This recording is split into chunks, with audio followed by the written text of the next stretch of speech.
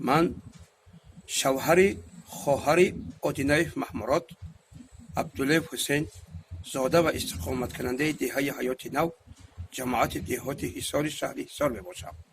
من آموزگار مکتب میانه رقم 8 که جماعت نامبرده می باشم.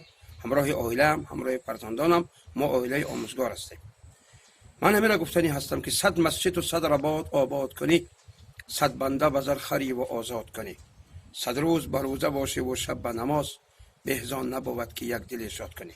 از طریق رسانه‌های خبری ما شنیدیم که آدینه محمورات را گروه‌هایی که امروز به جمهوری تاجیکستان ما از راه‌های دور ایستاده سخن‌های قبیح گفته ایستادند و در حق جمهوریمان هر خیل بهتان‌ها گفته ایستادند.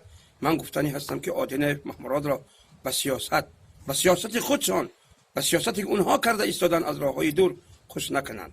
او یک آدم بی‌سواد، او یک آدمی که فرزندهای خودش را تا حال تعلیم و تربیت در مکاتب نداد. او از روی این بی‌سوادی خود را به هر گروه ها زده ایستاده است.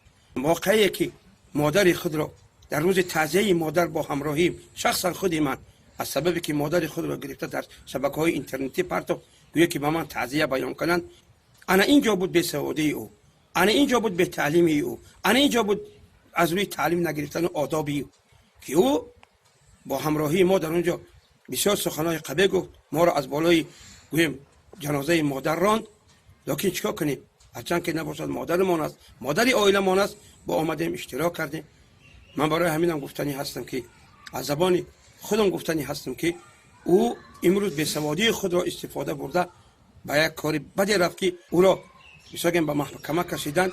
من برای آن گفتنی هستم که چیز جایی را که سزاوار است و قانون برای او سزاوار می‌بیند بگذار که در نزد قانون جواب بگیرد.